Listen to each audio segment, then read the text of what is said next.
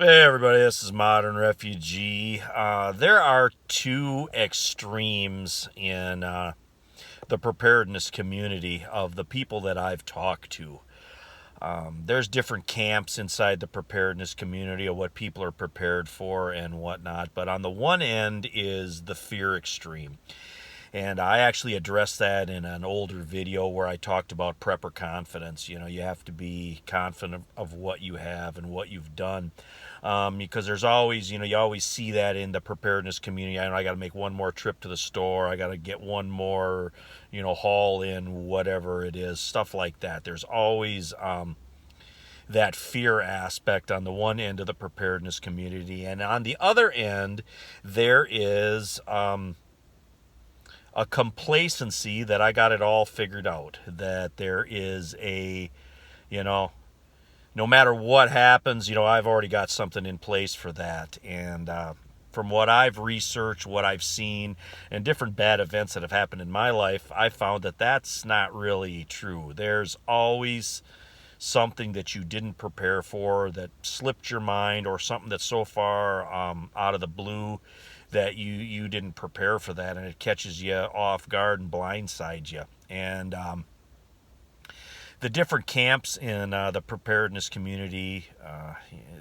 people prepare for emergencies, stuff like power outages, but then people also prepare for things that are, I guess, way out there. Stuff like, like just lately here, I talked to a couple people that were, one was an asteroid, and then the other one was cannibalism.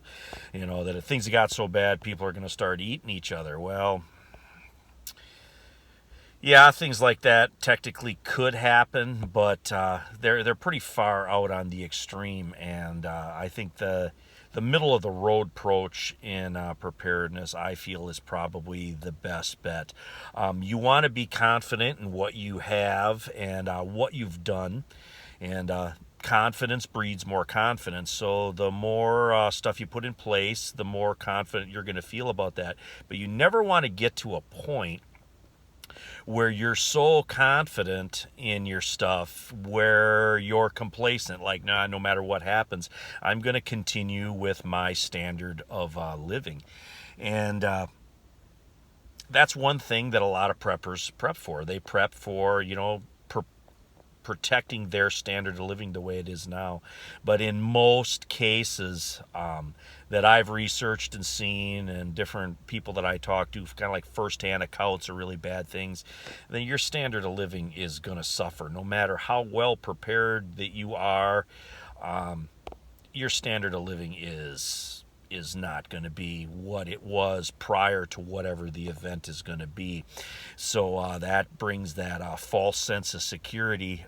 You think you're prepared, you think you're prepped, but then something happens where your standard of living kind of goes down. That affects a lot of people psychologically to a certain extent, and that is basically what I'm trying to get at here. Your standard of living, if something bad happens, is going to probably go down, no matter how hard and no matter how much you have prepped. Standard of living is probably going to deteriorate. And one thing that always sticks in my mind, my grandmother told this story. The people that were in Europe in World War II, and particularly Germany, after the war, the United States, of course, was rebuilding Germany. And one of the things that people in our area did was they would send these care packages over to people in Germany that survived the war. And my grandmother did that for a period of time, but at a certain point she quit doing that because it just became too stressful and too overwhelming, because there was such a need for basically food and basic stuff after the war. It lasted, the war was over in 1945, but there were still people 3 years later around here that were sending basic staple goods back over to Germany. That's how long it lasted. Even after the war was over, the standard of living just didn't bounce back. So don't get yourself into that complacency mindset that you got it all figured out, because sometimes things go on a lot longer, and things are a lot worse than what you expected. But anyway, I wanted to mention that, wanted to share that little story of my grandmother's there. Don't get lulled into that false sense of security just because you're a prepper. Keep that in mind, that you might have to endure some hardship, even though you did prepare ahead of time.